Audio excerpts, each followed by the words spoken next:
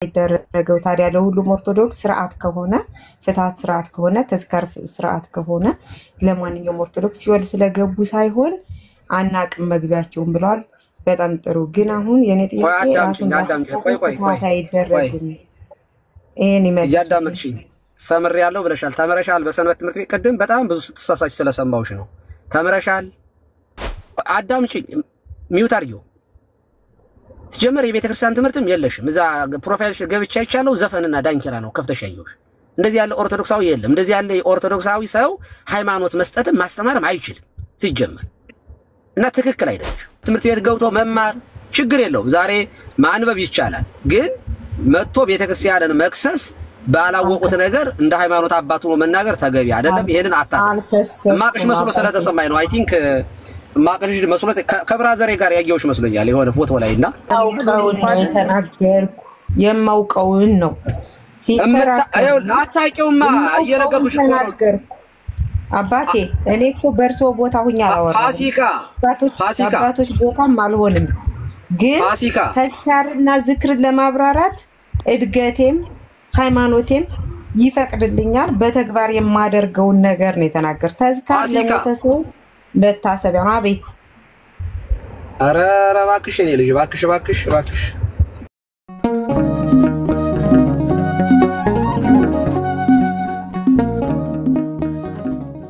እንዳይጠፋብኝ ነው እንጂ ዲስክሊያ ላይ ምንድነው የሚለው? ሰው ሲሞት ማንኛውም ከክርስቲያናዊ ሲሞ እንደ ሰው እንደ ክርስቲያን ጸሎት ማድረግ አለብን። መዝሙረ ዳዊትን ይድገሙለት፣ ጸሎት ያድርጉለት፣ ቁርባን ስርዓተ ቅዳሴ ይፈጸምለት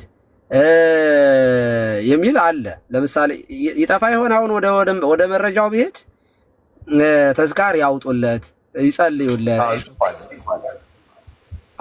ሚል የዲስክሊያ ላይ ያለን አሁን እንደዚህ ችግር የለም። ቀሲስ እርሶ ወይ በኋላም ቢሆን አሁን እየነዱ ከሆነ ግዴ ለማንቸው እንትን ይበሉ። አስቸጋሪ ነው እየነዱ ማውራት። አና ልወጣ ነው። አንድ ጥያቄ አለኝ። ራሱን ያጠፋ ሰው ለምሳሌ ፍታት አይደረግለትም። ታዲያ ለሁሉም ኦርቶዶክስ የሚደረግ ስርዓት ከሆነ አንድ ኦርቶዶክስ ራሱን ያጠፋ ፍታት አይደረግለትም። ይሄስ ቀሲስ ባይሆን እየነዱ ያኛውን ወይ ማታም ነገም ቢሆን በደንብ ያብራሩልናል። ለዚች ለወጣት ችግር የለም። እኔ ፋሲካ ቀደም ሰምቼሻለሁ። አንቺ ሲጀመር የቤተክርስቲያን ልጅ ነሽ፣ ተመረሻል በቤተክርስቲያን ውስጥ? ምን ተመረሻል? ሰንበት ትምህርት ቤት ነበርሽ? መልሱን ይመልሱልኝ። መጀመሪያ ለሞተስ ራሱን ላጠፋው ለምንድነው ፍትሃት የማይደረገው? ታዲያ ለሁሉም ኦርቶዶክስ ስርዓት ከሆነ ፍትሃት ስርዓት ከሆነ ተዝካር ስርዓት ከሆነ ለማንኛውም ኦርቶዶክስ ሲወል ስለገቡ ሳይሆን አናቅም መግቢያቸውን ብለዋል። በጣም ጥሩ። ግን አሁን የኔ ጥያቄ ራሱን ፍትሃት አይደረግም። ይሄን ይመልስ። ያዳምጥሽኝ ሰምር ያለው ብለሻል። ተመረሻል በሰንበት ትምህርት ቤት ቅድም በጣም ብዙ ስትሳሳች ስለሰማውሽ ነው። ተመረሻል። ምንድነው የተሳሳትኩት? እኮ ተመረሻል አልተማርሽም? ኦርቶዶክስ ላይ ብለሻል። ምን የተመረሻል ልጠይቅሽ? ኦርቶዶክስ እኮ ተመረሻል ወይ ታውቂያለሽ ወይ? ከተናገርኩት ውስጥ ይሄ ውሸት ነው ይበሉኝሽ። ይሄ ውሸት ነው ይበሉኝ። ልጠይቅሽ እኮ ነው። ኦርቶዶክስ ላይ ብለሻል። ተመረሻል በሰንበት ትምህርት ቤት ልጠይቅሽ? ኦርቶዶክስ ላይ ሰንበት ትምህርት ቤት አይደለም የሚጠይቁኝ። ኦርቶዶክስ ላይ ስትናገሪ ግን ስህተት አለ ካሉ ይሄ ውሸት ነው ይበሉኝና የማይደረግ ነገር ተናግሬ ከሆነ ይቅርታ ጠይቃለሁ። አባቴ በጣም አዝናለሁ። ምስጋናውን ጠይቂው፣ እሱ ይነግርሻል። በነገራችን ላይ ማቀፍ ልጅ ነሽ። በጣም ይገርም። ቆይ ዝም በይ። አሁን አዳምጪኝ። ይኸውልሽ ይሄ ክርስትና ነው። ዝም ብሎ ገብቶ የሚዋኙበት መንቦጫረቂ አይደለም። ስነ ስርዓት እንዴ! ያውም ደግሞ ካልገባሽ እኮ መጠየቅ ነው። ካልገባሽ መጠየቅ፣ ኦርቶዶክሳውያን ቤት ገብቶ መጠየቅ ይቻላል። ከዛ በተረፈ የማታውቂውን ነገር ማንኛውም ሰው ኦርቶዶክስ የሆነ ሁሉ ሲሞት ፍታት ይፈታል። ይሄ ከሆነ ሎጂካሊ እንኳን ቢያንስ መረዳት እንዴት ያቅትሻል? ማንኛውም ሰው ቆይ አዳምጪኝ። ራሱን ያጠፋ እንዲህ ያለውን ሰው ጳውሎስ ራሱ እኮ እንዲህ አዳምጪኝ። ሚውት አድርጊው። ትጀምር የቤተክርስቲያን ትምህርትም የለሽም። እዛ ፕሮፋይልሽ ገብቻ ይቻለው ዘፈንና ዳንኪራ ነው ከፍተሽ ያየሁሽ። እንደዚህ ያለ ኦርቶዶክሳዊ የለም። እንደዚህ ያለ ኦርቶዶክሳዊ ሰው ሃይማኖት መስጠትም ማስተማርም አይችልም ሲጀመር። እና ትክክል አይደለሽ። የማታውቂውን ነገር ገብተሽ እኔ ጎጃም አካባቢ ነኝ በ20 በ30 በምን እዛ መልሱንሽ ራሱን ያጠፋ ሰው ፍትሐት ለምን አይፈታለትም?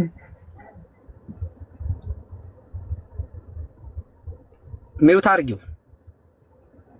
እሺ መልስ ጠብቃለሁ። ሚውት አድርጋለሁ። በጣም ጥሩ። ራሱን ያጠፋ ሰው ፍትሐት የማይደረግለት በሲኦል ራሱ ተጋጨብሽ። አየሽ፣ ራሱን ያጠፋ ሰው ሲኦል ይገባል ብለን እናምናለን እኛ። ስለዚህ ይሄ ሰው ሲኦል ይግባ ብለን ፈርደንበት ነው። ታዲያ ቤተክርስቲያን ለምንድን ነው እንዲያውም ፍትሐት የሚያስፈልገው እኮ ለዚህ ሰው ነበር አይደለ? ከሲኦል ለማውጣት ቢሆን ኖሮ ራሱን ያጠፋ ሰው ሲኦል ይገባል ብለን ስለምናምን ተዝካር ማውጣት ፍትሐት መፍታት የነበረብን እንዲያውም ራሱን ላጠፋ ሰው ነበር። ለምንድን ነው ቤተክርስቲያን ትክክል ነው ራሱን ያጠፋ ሰው ፍትሐት አትፈታም? ለምን? እግዚአብሔር የሰውን ልጅ መግደልም ማዳንም ስልጣን ያለው እግዚአብሔር ብቻ ነው።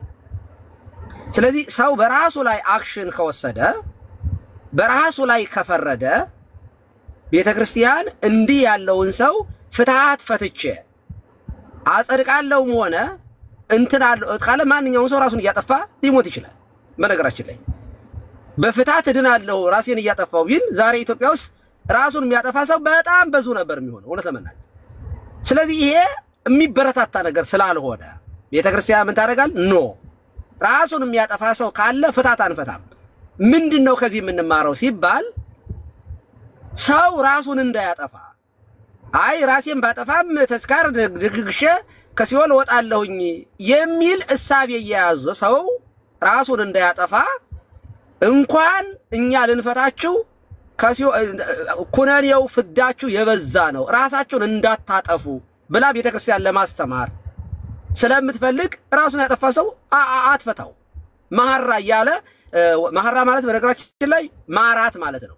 መሐራ እግዚኦ ተሳሃላ ለነፍሰ ምናምን እየተባለ ለነፍሰ ገብርከ የሰውየው ስም እየተጠራ ነፍሱን ይቅር በላት ማራት እየተባለ የሚጸለይ ጸሎት ነው። ስለዚህ ራሱን የገደለን ሰው ፍትሐት ብንፈታ እና ደግሞ ፍትሐት አይጠቅምም ዮሐንስ አፈወርቅ አይጠቅምም አላለም፣ ይጠቅማል። እንዲያውም በዚያ የቆሮንቶስ መልእክት ላይ ቅዱስ ዮሐንስ በተረጎመበት ላይ ሰው ክርስቲያን ሲሞት ዝም አንድ ኃጢአተኛ ሲሞት ዝም እንዳትሉ ጸልዩለት። እንዲያውም ኢዮብ በህይወት ላሉ ልጆች መታሰቢያ ጸሎት መስዋዕት ካቀረበላቸው ይላል እንዴ ለሞተውማ ሰው ወይንም ደግሞ ለኃጢአተኛ ሰውማ ብንጸልይለት እንዴት አይጠቅመውም? ስለዚህ ለክርስቲያን ጸሎት ማድረግ ተገቢ ነው፣ ቁርባኑን ማድረግ ተገቢ ነው ይላል ዮሐንስ አፈወርቅ። ታዲያ ግን አንድ ክርስቲያን ዝም ብሎ ራሱን የሚያጠፋ ከሆነ አንደኛ በእግዚአብሔር ላይ ማዳንም መግደልም የሚችለውን የእግዚአብሔርን ስልጣን መቀማት ነው። ሁለተኛ እንደዚህ ያለውን ሰው ከሲኦል እናወጣለን ብለን ጸሎት ወይንም ቅዳሴ አድርገን እግዚአብሔርን ማረው ብንለው ኦኬ ማንኛውም ሰው በፍትሐት እድናለሁ የሚል እሳቤ ይዝና ራሱን ያጠፋል። ኦኬ ራሱን የሚያጠፋ የሚያበረታታ ነገር ደግሞ ቤተክርስቲያን አታደርግም። ስለዚህ ራስክን የምታጠፋ ከሆነ ራስሽን የምታጠፊ ከሆነ እድል እንኳን በሰማይ በምድርም እንኳን ካንቺ ጋራ በጸሎት ወይንም በፍትሐት በተስካር አንተባበርሽም እንደማለት ነው። ይሄ ለማስተማር ጭምር ነው እንጂ አንድ ወላጅ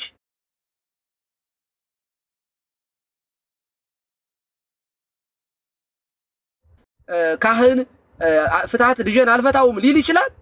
ይኮነንብኛል ብሎ ካሰበ እንዲያውም መውጫ መንገዱ ተስካር ነው ብሎ ተስካር ነበር ሊያወጣለት የሚችለው ወይንም ፍትሐት ነበር ሊፈታለት የሚችለው። አያደርገው ሕገ ቤተክርስቲያን ነው። በነገራችን ላይ ይሄ እንደዚህ ያሉት ነገሮች የራሳችን ቀኖናም ጭምር ናቸው። ለምሳሌ ስንት ሰዓት መጾም አለበት፣ እንደዚህ በምን አይነት መንገድ እንጾም፣ ሰው ሲሞት ምን መሆን አለበት፣ ይሄ የኦርቶዶክሳውያን ስርዓታችን ነው። ዶግማ አይደለም። ይሄ በመሰረቱ ዶግማ አይደለም። ምን ማለት ነው? ሲኦል አንድ ሰው ተዝካር ካልተደረገለት የዘላለም ህይወት የለውም የሚል ትምህርት ቢሆን አደገኛ ትምህርት ነው። ለምን ብዙ ተዝካር የማይወጣላቸው ሰዎች አሉ። ምንም በቃ ይቀበራሉ። ከዛ በኋላ ምንም ነገር የማይደረግላቸው አሉ። ያለው ሰው ግን ድሆችን ያበላል፣ ቁርባን ያስቆርባል። ማለት ምን ማለት ነው? ቅዳሴ እንዲቀደስ ይደረጋል። ቅዳሴ ሲቀደስ ደግሞ ስጋው ደሙን ነው ሰው የሚቀበለው። ድሆች ይረዳሉ። ይሄንን በጸሎት ማለት ነው እግዚአብሔርን ማመስገን ማለት ነው ቁርባን ማለት በነገራችን። ስለዚህ ያለው ሰው በገንዘቡ በሀብቱ በንብረቱ እግዚአብሔርን ሲሞትም ያከብርበታል እንጂ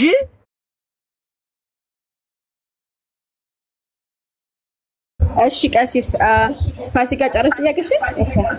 እሺ ምናልባት ፈቃደኛ ከሆኑ ግን አሁን ከተናገሩ ጥያቄ አለኝ። ቀሲስ ድራይቭ ያደረጉ ነው አይ ቲንክ ለዛ ነው።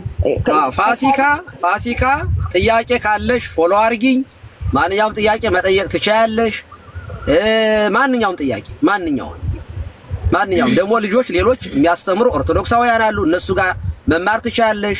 ያለሽበት ሀገር ደግሞ ትምህርት ያለበት ከሆነ ምናልባት የት እንዳለሽ ነው ያላቅም ወይ ሰንበት ትምህርት ቤት ገብቶ መማር ችግር የለውም። ዛሬ ማንበብ ይቻላል። ግን መጥቶ ቤተክርስቲያንን መክሰስ ባላወቁት ነገር እንደ ሃይማኖት አባቱ ነው መናገር ተገቢ አይደለም። ይሄንን ማቅሽ መስሎ ስለተሰማኝ ነው። አይ ቲንክ ማቅሽ መስሎ ከብራዘሬ ጋር ያየውሽ መስሎኛል የሆነ ፎቶ ላይና ለማንኛውም የኔስ ምንም ችግር የለውም።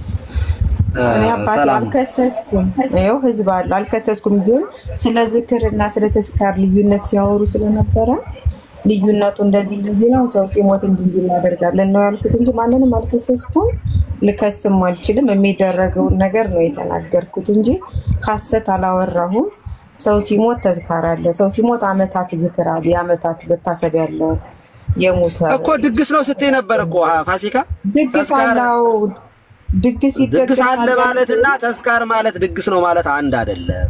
ተዝካር ማለት መታሰቢያ ማለት ነው። ቅድም እኮ አብራራው ተዝካር ማለት በነገራችን ላይ አንድ ነገር ለመጨመር ያህል ምንም ኢቭን ኦርቶዶክስ የሆነ ሰው መጠየቅም እኮ አያስፈልገውም። ይሄ ድግስ እንዳለ በጣም ግልጽ የሆነ ነገር ነው። እኛም የምናየው እንደው እኛ ኦርቶዶክስ ባንሆን እኮ ቤተሰቦቻችን አሉ። በጣም ደስ ነው የሚለው ዮርዲ ያዲ አንድ ጊዜ ቀስስ ቆይ ድግስ መደገስ ማለት ድግስ ለተቸገረ ሰው ለድሆች ተይዞ መሄድ እኮ በጣም ይሄ እኮ በጣም እኮ ቀደም ብያለሁ። እዚህ ሀገር አሜሪካ አንድ ጴንጤ ቢሞት ሪፕ ተብሎ ነው የሚጻፈው። ረስት ኢን ፒስ ማለት ነው። በቃ በሰላም ነፍሱ ይረፍ ወይንም እረፍ በሰላም ትረፍ። ማንኛውም ሰው ነፍሱ በሰላም ትረፍ ይላል። ነፍሱን ይማር ነፍስ ይማር ብለናል። ድግስ እንኳን ምን በለው እንደው ማለት እኔ አሁን ጴንጤ ሞቶ ሰው ቤት በሄድ እዚህ ሀገር ነፍስ ይማር ብዬ ነው የምወጣው። ይሄ ኢትዮጵያ ውስጥ ነፍስ ይማር ነው። በእንግሊዘኛ ደግሞ ሪፕ ነው የሚባለው፣ ረስት ኢን ፒስ ነው የሚባለው። ስለዚህ ይሄ በየትኛውም ዓለም ላይ ያለ ነገር ነው። ስለዚህ ለሞተ ሰው ነፍሱን ይማራ አንበለው መብታችሁ ነው። እኛ ግን እንደዛ አይደለም ቀሲስ። ምናልባት መሀል ላይ ስለመጡ ነገሮች ተብሎ ቦት ሊሆን ይችላል እንጂ አሁን እኔ ዝክር ምንድነው ተስካር የሚባለው ነገር በጽዋ ምንድነው ዝክር የሚባለው ነገር በጽዋ ነበር ማቀው ከዚህ በፊት እኔ ነበርኩ እንደውም እየጠየቅኳት የነበረው ዝክር በቅዱሳን ስሞች ላይክ በመላእክት ስሞች በቅዱሳን ስሞች እንደነ ማርያም በእነሱ ስም የሚደረግ ነው ስትለኝ እሱንማ እኔ ማቀው ጽዋ ተብሎ ቅጠል ጠሪቅ መታችሁ ቀመሶ ሲባል ነው። አዩ ይሄንን ነው ያስረዳችኝ። እኔ ነበርኩ እየጠየቅኩ እኔ እሱን እኮ መለስኩልሽ። ይኸውልሽ ቆይ አንድ ጊዜ አሁን እሱ ማለት በጨዋ አማርኛ ነው። አሁን እሱን ደግሞ ሰዎቹ በዘልማድ ሊሉ ይችላሉ በዘልማድ እሷን ጥፋተኛ እንዳናደርጋት ነው። አሁን እሷም የገባትን ነው ለኛ ያስረዳል። ከኔ በላይ አንቺ እኮ ልትከላከይላት አትችይም። በመሰረቱ ትክክል አይደለም። ሲጀመር እኔ ፋሲካን የተቸዋት ለምንድን ነው? አንድ የሃይማኖት ክርክር ላይ ስለ ሃይማኖቱ ሙሉ ዕውቀት የሌለው ሰው ከጴንጤ ጋር ገብቶ ማብራሪያ መስጠት ትክክል አይደለም። አታድርጉት። ማንኛውም የተናገርኩ የማውቀውን ነው። አታውቂውማ እየነገርኩሽ እኮ ነው አባቴ። እኔ እኮ በእርሶ ቦታ ሁኛ አላወራም። አባቶች ቦታም አልሆንም። ግን ተስካርና ዝክርን ለማብራራት እድገቴም ሃይማኖቴም ይፈቅድልኛል። በተግባር የማደርገውን ነገር ነው የተናገር። ተዝካር ለሞተ ሰው መታሰቢያ ነው። አቤት ኧረ እባክሽ እኔ ልጅ እባክሽ ይኸውልሽ እኔ እኮ በጣም እንደው እኔ አሁን ጎጃም ነኝ ስትል ሰምቻለሁ። በጣም የጎጃም ሰው ቄስ ያከብራል። እንደዚህ ያለ ለካ እንደው ትውልዱ እንዴት ነው ነገሩ? እንዴት የት እየተገባ ነው? ኧረ በስመ አብ ፋሲካ ያንቺ ሚውት አድርጊ ግድ የለም እንጂ እኔ እኮ እያልኩ በነገራችን ላይ የማውቃት ልጅ ናት። ያው ቅድም ስናገር ነበርና እንዳጋጣሚ አይቻታለሁኝ በኮሜንት ከወንድሜ ጋራ ስትመላለስ ስላየኋት የተቆጣዋትን በዚያ እንደው እንደ ፋሚሊም ጭምር ስላየኋት ነው። አንድ ጀነራላይዝ አድርጌ ነው የምናገረው። የሃይማኖት ጥያቄን በተመለከተ ከፕሮቴስታንት ጋር አንድ ሰው ለማውራት የሃይማኖት ትምህርት ያለው ሰው መሆን አለበት። አማኝ መሆንና ኦርቶዶክሳዊ መሆን ኦርቶዶክስ ነሽ ምንም ጥያቄ የለውም እንደሆንሽ ምንም ምን ያውቃለሁ። ግን ፕሮቴስታንት ጋር ሄዶ ዲቤት ለማድረግ ያን ነገር ለማድረግ የምታብራሪው እኮ ለምትጠየቂው ነገር መልስ መስጠት የምትችይ ከሆነ ነው። ቀሲስ እሷም የተማረች ሆኖ መታየት ያዲ ቀድም ገብተው እነ ጋዲሳ አይ ቲንክ ጋዲሳ ገብቶ ነበር ይመስለኛል ሲያወራ ሰምቻለሁ። በሱ ላይ እነሱ ዲፌንድ አድርገው አስወጥታቸው ይመስለኛል ወጥተው ነው ሄዱት። አሁን እነሱ ዲፌንድ ሲያረጉ በነበረው ነገር ላይ እነሱን መከራከር የማይችሉ ሰዎች የኛን የዋህ ልጆች ሰብስቦ ቤተክርስቲያኗን ሚስ አንደርስታንድ ማድረግ ተገቢ አይደለም። እዚህ ውስጥ ነው እንግዲህ ፋሲካ የመጣሽው እዚህ ውስጥ ነው። አንደርስታንድ አደረገኛ እንደዛ እናረገም እንዳውም እንደሚያውቁት እንደዛ ከሆነ አይ ይሄ ኦርቶዶክስ አትልም ነው። ማንም አላስወጣቸውም። ቄስ ቆይ መጀመሪያ ቆይ ራሳቸው ናቸው የወረዱት። ማንም አላስወረዳቸውም አይደል? ሞዴሬተሮች ወርደው ነው ነገር ራሳቸው ቤት ለመክፈት ነው የወረደው። ጋዲሳ ሲጀምር ሄዶ ቤት ከፈተ። እንዲሁም ከነሱ ምንሻለው ያዲዬ እኛ እኮ አሁን እንዳውም ኦርቶዶክሶች ከገቡ ማያውቁ ከሆነ ነው ቤተክርስቲያን እንዲያትልም ምናምን ነው የምንለው። ቪዲዮ አንሰራኛ እንዳውም እዛ ቤት እንዳውም ቀሲስ ሊመክሩ የሚገባቸው እዛ ቤት ነው እነሱ ቤት። እኔ በመሰረቱ አስቼ ይሄንን ለኛ ልጆች ብቻ አይደለም የማወራው ለፕሮቴስታንቶችም ጭምር ነው። እኔ ስለ እምነት ዲቴል የማያውቅ ፕሮቴስታንት ኦርቶዶክስ ጋር ሄዶ ዲቤት ባያረግ በቃ ጥያቄ ካለው በጣም ምንም ስለ ሃይማኖት በደንብ ዲቴል ዕውቀት የሌለው ሰው እዛው ፕሮቴስታንቱን ይጠይቅ መጀመሪያ። ኦርቶዶክሳዊም ከሆነ ኦርቶዶክሳዊ ዕውቀት አለኝ ይሄንን ዲፌንድ ማድረግ እችላለሁ መከላከር እችላለሁ የሚል ሰው ከሆነ ግን ማንኛውም ሰው ይችላል መብቱ ነው። አሁን እኔ እያወራው ያለሁት እንደዚህ ያለውን ነገር ለምሳሌ ተዝካር ሲባል ማንኛውም ሰው በነገራችን ላይ አንድ ገበሬን ብላችሁ ብትጠይቁት ተዝካር ምንድነው ብትባል ድግስ ነው ትዝ የሚለው። ቃሉ የግዕዝ ቃል ነው። ወበዛቲ ዕለት ተዝካረ በዓሉ ለእግዚእነ ኢየሱስ ክርስቶስ ሊባል ይችላል። ወበዛቲ ዕለት ተዝካር መታሰቢያ ማለት ነው። ቃሉ ተዝካር የሚለው ለምሳሌ በነገራችን ላይ እኛ በ66 እናውራ ብለን ነው እንጂ መጽሐፈ ሲራክ ላይ ለሞተ ሰው ተዝካር አውጣለት ይላል። ቃል በቃል ማለት እኛ መጽሐፍ ቅዱሳዊ ነው ይሄ ብለን ነው የምናምነው። ኢቭን በ66 ራሱ መጽሐፍ ቅዱሳዊ ነው ብለን ነው የምናምነው። የአብርሃም መታሰቢያ፣ የይስሐቅ መታሰቢያ፣ የያዕቆብ መታሰቢያ አላቸው። ዝክረ ጻድቅ ለዓለም ይሉ የጻድቅ መታሰቢያ ለዘላለም ነው ይላል መጽሐፍ። ወንጌል በተሰበከበት ሁሉ ትታሰባለች ብሏል። ስለዚህ እኛ ቅዱሳንን እናስባለን ማለት ነው። የሲራክን መጽሐፍ በዓለም ላይ ስንት ቤተክርስቲያን ነው የሚቀበል? እሱ ሌላ ጉዳይ ነው። ተቀበሉት እያልኩ አይደለም። አይ ነው አሁን እኔ 66ቱ ሳይሆን በማጆሪቲ አይደለም ክርስትና ማጆሪቲ ስለዚህ አይደለም ብቻ ነው አይደል? አይ ማን ያለው ኢትዮጵያ ብቻ ነው ያለው ማለት ጥያቄ እኮ ነው እየጠየኩ ያለሁት። አይ ወደ ሌላ አትሄጂ። አሁን መጽሐፍ እኔ እያወራን ተይው እዚያ 80 ያሉ ላይ ሳንገባ ለሞተ ሰው ምሕረት ጌታ ምሕረትን ይስጥ ብሎ ቅዱስ ጳውሎስ ጸልየዋል። እኛም እንጸልያለን። ከጳውሎስ ነው የተማርነው፣ ከሙሴ ነው የተማርነው። እሱ ዲቤተብል ነው። ስለሞተ ሰው እንደሆነም እንዳልሆነም ምንም ማረጋገጫ የለም። የጳውሎስም ቢሆን ሁለት እሱ አንቻልሽ ግዴታ አይደለም። አቅም የሌለው ሰው ላይወጣ ይችላል። አቅም ካለው ግን ሊያወጣ ይችላል። የጳውሎስ አሁን እኮ ቀድም እየጠየቀን ነበረ ለሞተ ሰው መሆኑን አሁን ጳውሎስ እንደዛ ድፍን አድርጎ ነው የጻፈው ለሞተ ሰው እንደሆነና እንዳልሆነ ምንም ማረጋገጫ የለም። አትሊስት ለማረጋገጫ የሱን መጽሐፍ ያንን ቦታ የፈታ ሰው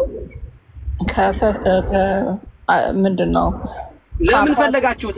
ቆይ ለታዋሪ ከሆነ ለምን ፈለጋችሁት? ይሄንን አሁን ለምሳሌ ለሞተ ሰው መጸለይ የለበትም ነው ዲቤቱ? አይ ኖ ጸሎት ሳይሆን ኢቭን ማብራሪያ ራሱ ላይ እሱ ያንን ያለው ቆይ መጸለይ እኮ እኛ እኮ ጸሎት ነው የምናደርገው እኮ። ቆይ ቀሲስ አንድ ጊዜ እኔ እኮ ሳልጨርስ እያቋረጡ እንትን እንዳይል የሆነ ጭቅጭቅ እንዳይል ክርክሩ እንዲገባኝ ነው። ይኸውልሽ አሁን ክርክር መጀመሪያ ቆይ ያንቺን ሐሳብ ልረዳው ከማውራትሽ በፊት ለሞተ ሰው መጸለይ የለበትም ነው ወይንስ ምንድነው? አሁን አልገባኝ። ይጸለይ ግን አሁን እኔ እርሶ እንደውም እዚህ መምጣቶት ደስ ብሎኛል። ምክንያቱም አንደኛ ከክህነት ጋር የተያዘ ነገር ስለሆነ በሚሞትበት ለሞተ ሰው በሚጸለይበት ጊዜ ፍታት የሚባል ነገር አለ። ያንን ፍታት ደግሞ ክህነት ያለው ሰው እኔ የመፍታትም የእንትን የማለትም የማሰርም ስልጣን አለኝ ብለው ሲሉ ነበር ከዚህ በፊት እርሶ ራሶት እና ያንን ጸሎት በሚያደርጉበት ጊዜ ያንን ስልጣን ከየትኛው የመጽሐፍ ቅዱስ መሰረት ተደርጎ ነው ለሞተ ሰው ፈትቻለሁ አስሬያለሁ ለማለትም ይቻላል በመጀመሪያ ደረጃ። አሁን ደግሞ ወደ እንትን ሄድሽ ደግሞ እሺ ይሄ መጽሐፍ ቅዱስ ነው ፍታት ዋናው ፖይንት እሱ ነው። ቆይ ልመልስልሽ። አሁን ልመልስልሽ። አዎ እውነት ነው ክህነት አለኝ የማሰር የመፍታት ስልጣን አለኝ ስልጣን አለኝ ማለት ነው ቤተክርስቲያን የሰጠች ማለት ነው። ይሄ የቤተክርስቲያን ስልጣን ነው። ማቴዎስ 16 ላይ ማቴዎስ 18 ላይ ዮሐንስ ወንጌል ምዕራፍ 19 ላይ ያሰራችሁት የታሰረ ይሆናል የፈታችሁት በሰማይ የተፈታ ይሆናል ያለ ጌታ ነው። ኦኬ ይሄ ለሐዋርያት የተሰጠ ነው። ሐዋርያት ደቀ መዛሙርት ስልጣኑ ክህነቱ እየተቀባበለ በቅብብሎሽ አፖስቶሊክ ሰክሰሽን አለ። ምኑን ያሰራችሁት ነው የሚታሰረው? ለምሳሌ አንድ ሰው ከቤተክርስቲያኑ ውጭ ቢሆን ተመክሮ ቢካለ አውግዞ መለየት ሁሉ ይቻላል። ማሰር መፍታት ማለት እሱ ነው መለየት። ስፔሲፊክሊ ለሞተ ሰው ነው የኔ ጥያቄ። ስሚያ ይኸውልሽ ለዚህ እኮ ነው ፍትሐት ማለት ለሞተ ሰው ብቻ አይደለም። ይኸውልሽ ችግሩ እኮ ይሄ ነው። አየሽ አንቺ ሳስተምር በስነ ስርዓት አላዳመጥሽኝ። ፍትሐት ሁለት አይነት አለ። አንደኛው ከኃጢአት እስራት የሚፈታበት ያልሞተ ሰው ጸሎት ፍትሐት ዘወልድ የሚባል ጸሎት አለ። ፍትሐት ዘወልድ የሚባል ጸሎት አለ። አንድ ኃጢአተኛ ንስሐ እንዲገባና ከኃጢአቱ እንዲል ካህኑ እግዚአብሔር ይፍታ ይላል። ይሄ ፍትሐት ይባላል። ለሕያዋን የሚደረግ ነው። ለምሳሌ በእኛ ቤተክርስቲያን በየሆሳዕና በህይወት ያሉ በሙሉ ጸሎተ ፍትሐት ይደረግላቸዋል። የሆሳዕና ዕለት ይሄ የሕያዋን ጸሎት ይባላል። ጸሎተ ፍትሐት ነው የሚባለው ይሄ ራሱ። እሱ ይገባኛል እኮ ቀሲስ ግን አይ በቃ ሰላም ነው። አንድ ቀሲስ ቀያል የኔ ርዕሴ ግን ተስካር ነበረ ወይ ወጡ ተስካር ነበረና ብር ይጠይቃሉ። ከብርም አንቺ ደግሞ ሌላ ነገር የምታመጪው ነገር አይ ርዕሴ እሱ ነው።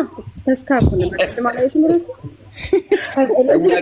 የነዱ ነው ምናምን ብለሽ ከለከልሽ። ስናዝልሳቸው በቃ ያረጉታል። ግን በቃ እኛ አልተግባባንም እኮ እኛ ነን እኮ እንደነሱ የምናስበው ነው ለምናገር በእውነት ጌታ እኛ ግን አእምሯችን ይወደድኩት ነው እውነት የለም። እኔ ያዲ ያወራች ነው ብዬ ጣልቃ ለመግባት ነው እንጂ የምጠይቀው ነገር ነበር። አሁን ከሞተ ሰው ጋር አንደኛ ማሰርና መፍታት ለሞተ ሰው የሚሰራ ከሆነ ሲፈቱ ወደ ገነት የሚያስገቡ ከሆነ ሲያስሩስ ጥያቄ ነው። አንዴ ለታቀ ቀሲስ ስለመጣ የኔ ጥያቄ ስለሆነ ነው። እሺ ቀሲስ ማን የሚከፈለው ክፍያ ፍትሐት ለማስፈታት ነው አይደል? አይደለም። ቆይ አንዴ ልንገራችሁ። ፍትሐት ለማስፈታት ይችላል። ቀሲስ ይሰማል? እናንተ ወደ ክፍያ ደግሞ ወደ ክፍያ ገባችሁ ደግሞ ክፍያ ነበረ ምን መስሎኝ ቀሲስ ቆይ ልንገሮት። ቆይ ሰው ሲሞት የዕለቱ ቀን የፍትሐት ያስከፍላሉ። ከዛ ደግሞ የ40 ቀን ሲሞላ ደግሞ ምን ያደርጋሉ? ቄሶች ካህናቶቹ ማለት ነው አንድ በግ 40 እንጀራ እና ስንት እንደሆነ ጠላ አድኖ አላውቅም፣ ግን እንደዛ አምጡ ይላሉ።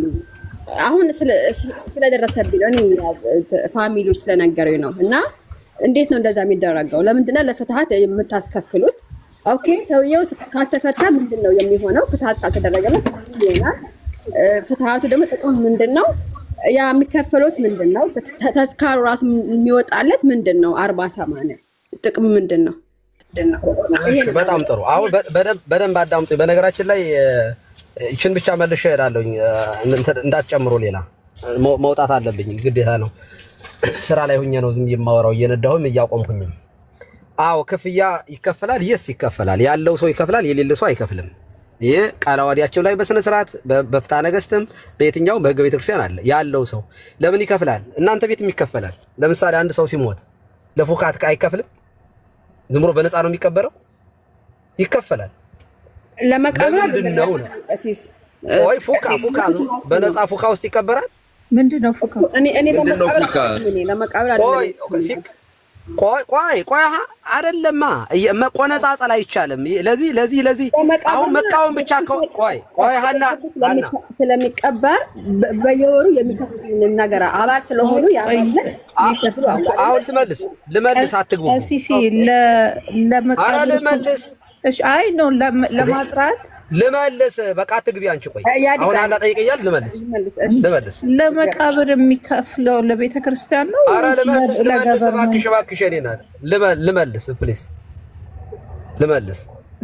ልክ አይደለም፣ የተሳሳተ ነገር ነው። ለዛ ነው በቃ ሀና ሰላሙኝ። እንግዲህ ለዚህ ነው እኔ አልገባም ብዬ ነበር። እሱ ያድ የምትለው የእንትኑ ነው። እኔ የምናገረው ስለገባችሁ ይቀጥሉ ቀሲስ። በቃ አትግቡብኝ። አሁን ክፍያ ለፍትሃት የሚከፈል ክፍያ አለ። ለፍትሃት ብቻ አይደለም፣ የአባል ክፍያ አለ። የሰበካ ጉባኤ የሚባል ክፍያ አለ። ኦኬ በቤተክርስቲያን ውስጥ ለቤተክርስቲያን አስተዋጽኦ ይደረጋል። ቤተክርስቲያን ሰርቪስ ዝም ብሎ በባዶ የሚሰጥ ስላልሆነ ቤተክርስቲያን ለማገዝ ኦኬ። ያም ላይ ሰው ሲሞት ምን አለ? ቅዳሴ የሚባል ነገር አለ።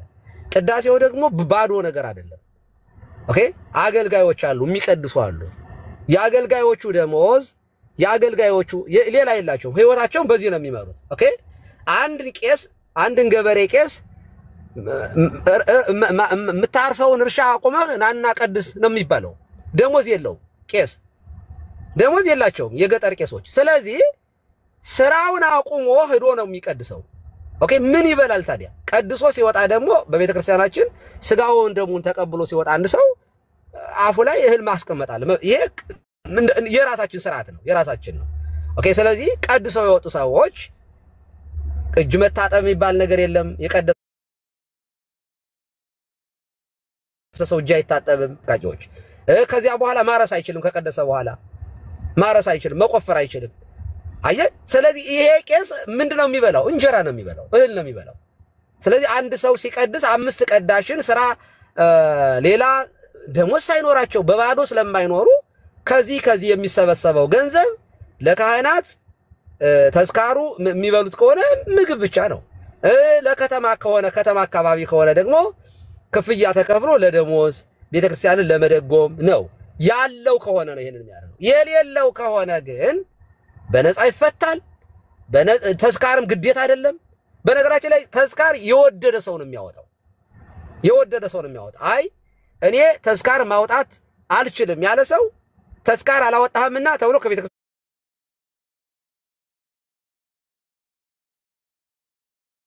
ተመለሰ። ሀና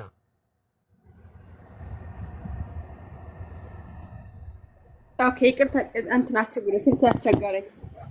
ለሟቹ ይጠቅማል ነው አይደል? ለሟቹ ምን ይጠቅማል የሚለውንም በዛው ለሟቹ ይጠቅማል የሚለው አልተመለሰም። በጣም ጥሩ። ይኸው ለሟቹ ምን ይጠቅመዋል? የክርስቲያን ጸሎት ለሟቹ ምን ይጠቅማል? ምን እንደዚህ ተብሎ ራሱ መጠየቁ ራሱ በጣም ነው የሚገርመው። እንዴት አይጠቅምም? የኛ ጸሎት እኮ እንዲያው ከሞትስ ጸልዩ አስነስተው እነ ቅዱስ ጳውሎስ በልብሳቸው ሐዋርያት ህሙም ሲያስነሱ፣ ድዊ ሲፈውሱ፣ ሙት ሲያነሱ ሙት አንሱ ብሏል እኮ ጌታ፣ ጸልዩ ብሏል። ስለዚህ ለሞተ ሰው መጸለያችን አንደኛ ክርስቲያኖ ግዴታችን ነው። በነገራችን ላይ ግዴታችን ነው ለሞተ ሰው። እንደ ክርስቲያን መጸለይ ግዴታችን ነው። ግዴታችን ስንወጣ ደግሞ እግዚአብሔር ምሕረትን ይሰጠዋል፣ ይቅርታ ያደርግለታል፣ ጸሎታችን ይጠቅማል ብለን እናምናለን። ምክንያቱም እሱ ነው በምድር ያሰራችሁት በሰማይ የታሰረ ይሆናል ብሏል። ኦኬ ስለዚህ እኔ ይቅር በለው ብዬ እለምነዋለሁ። ልክ ሙሴ ይሄንን ከሚጠፋ እኔን አጥፋኝ እንዳለው እባክህ ጌታ ሆይ ምሕረትን ስጠው፣ ረስት ኢን ፒስ በሰላም ነፍሱ ትረፍ ሙሴ እንዳለው ማለት ነው። ሮቤል ይሙተኒ ሮቤል አይሙትብኝ በህይወት ይኑር ብሎ የሞተውን ሮቤልን አይሙትብኝ በህይወት ይኑር ስን ምን ማለት እንደሆነ ግልጽ ነው እንዳለው እኛም የሞተውን ሰው ጌታ ሆይ በነፍሱ ተመራምረህ አትፍረድበት ብለን እንጸልይለታለን። ይጠቅመዋል ወይ? የክርስቲያኖች ጸሎት እንዴት አይጠቅምም? ምክንያቱም ወይ ሰማልነ እንበለን ፋቄል ጽየው እንደ ፈቃዱ ብንለምነው ይሰማናል ተብሎ ተጽፏል። ያለ መጠራጠር ብንለምነው የምትለምኑት ሁሉ አደርገዋለሁ ብሏል። ስለዚህ ቤተክርስቲያን የምትለምነው ሁሉ ጌታ ያደርገዋል ብለን በእምነት እንጸልያለን። ይገባል ይወጣል ምናምን እሱ አናውቅም፣ እግዚአብሔር ነው የሚያውቀው። እኛ ግን መጸለይ ይጠቅማል ለሞተ ሰው ብለን እናምናለን፣ እንጸልይለታለን። መልሱ ከእግዚአብሔር ዘንድ ነው። መፍታት ስልጣን ከተሰጠው በቃ እኔ ተመልሶልኛል። በቃ ቀጥሉና አንተ ጊዜ ካላችሁ በቃ ሙለታ ከፈቱ ለምን ባይገባው ጸልዩ መፍታትም ማሰርም ስልጣን አለን ከእግዚአብሔር ዘንድ ወይ ከቤተ ክርስቲያን ዘንድ ሰጥቶናል ከተባለ ቀሲስ ስለዚህ ፈተዋል። እርሶ ከፈቱ እንግዲህ ይሄንን ጥቅስ የተጠቀሰበት ማቴዎስ 18 ደግሞ በግልጽ ቋንቋ በቃ እናንተ የምታስሩትን ያስራሉ የምትፈቱትን እፈታለሁ ብሏል። ስለዚህ እርሶ እዚህ ከፈቱ ለምን ነው እዛ እግዚአብሔር የማይፈታው? ይፈታዋል፣ ምንም ጥያቄ የለውም። ይፈታዋል። ለምን አይፈታውም? ይፈታዋል። ግን አይ እርግጠኛ ስላልሆኑ እኮ ቆይ ልንገራ፣ ጸሎት ሁሉ ላይሰማ ይችላል። ጸሎት ሁሉ መልስ ጸሎት ሁሉ የጸለየውን ነው ነገር ሁሉ እንደ ፈቃዱ ነው የሚለው። ኦኬ እንደ ፈቃዱ ይላል። ሁለተኛ ደግሞ ያለ መጠራጠር ይላል። ኦኬ ምናልባት ስጸልይ በትክክል ባልጸልይስ፣ ምናልባት እኔ ያንን ነገር በትክክል ለመለመን የማልበቃ ሆኜ ብገኝስ፣ ከዚህ አንፃር ዳውት ላደርግ እችላለሁ። ምክንያቱም እሱን እግዚአብሔር ነው የሚያውቀው፣ መላሹ እሱ ስለሆነ። እኔ ብዙ ቀን ጸሎት አድርጌ አውቃለሁ በሆነ ርዕስ ላይ፣ ግን የተመለሰልኝ አለ ያልተመለሰልኝ አለ። ኦኬ እኔ ግን አድርግ ያለኝን ነው የማደርገው። እኔ ጌታ አድርግ ያለኝን አደርጋለሁ። አድርግ ያለኝን ካደረግኩ በኋላ ያንን ነገር ፈጣሪ መልስ የመስጠት ያለ መስጠት የኔ አይደለም። this is not my responsibility። ኦኬ ስለዚህ ይሄ የጌታ ድርሻ ነው። እዚያ ውስጥ ገብቼ በቃ ጸልዬልሻለሁ ወጥቷል ልጅሽ ልል ወይ ምናምን እያልኩኝ ልል አልችልም።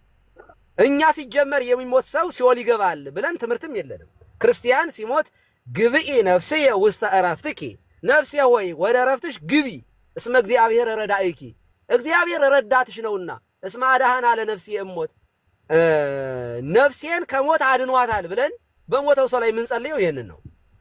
ስለዚህ ወደ ዕረፍትሽ ተመለሽ እያልን፣ ወደ ጌታ ተመለሽ እያልን፣ ደስ ይበልሽ እያልን፣ ነፍስሽን ከሞት አድኗል እያልን ነው እንጂ የምንጸልየው እግዚኦ ሞተ ሲኦል ገባ ምናምን እባክህ አውጣለን ምናምን እያልን አይደለም የምንጸልየው። ጸሎታችን እሱን አያሳይም ለማለት ነው። ሙለታ ተፈታ ሰው ነው ታዲያ ፍታቱ የሚደረግለት ማለት ኦልሬዲ ገነት ላለ ሰው ነው ፍታቱ የሚደረግለት ማለት ነው።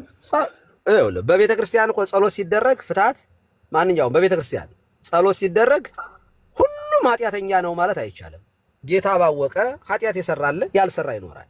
ዘሆል ነው የሚደረገው። እኛ ይሄንን ጸሎተ ፍታትን የምናደርገው ለኃጢአተኛ ሰው ብቻ አይደለም፣ ለመናኙ ሁሉ ፍታትን ጸሎተ ፍታት እናደርጋለን። ይሄ ሥርዓተ ቤተ ክርስቲያን ነው። አንድ ክርስቲያን ሲሞት አባቶቻችን እንዲህ አድርገን ይሄንን ጸሎት አድርገን ቀኑ ዲስክ ላይ ያለ ቃል በቃል በነገራችን ላይ ምን ይጠቅመዋል?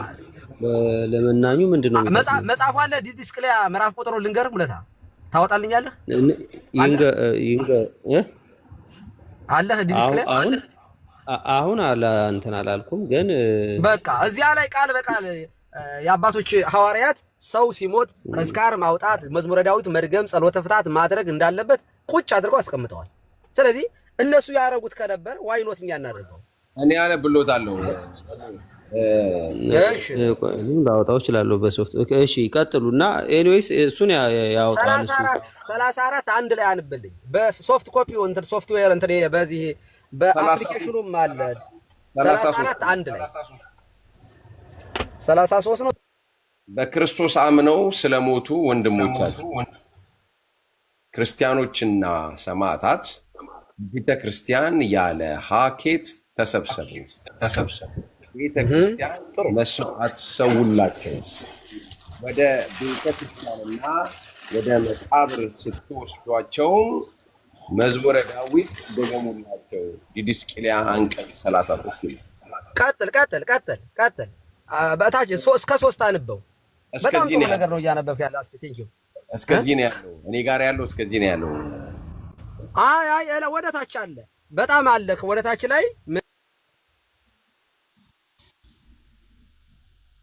እና በነገራችን ላይ ይሄ ሁሉ የምናደርገው ነው። አሁን ይሄን ሁሉ የምናደርገው ለምሳሌ ጴንጤ ሲሞት ፓስተሮቹ መጋቢዎቹ ተሰብስበው የራሳቸው ትራዲሽን አላቸው። በዚያ መሰረት የሞተውን የቸርች አባል የነበረውን ይሸኛሉ።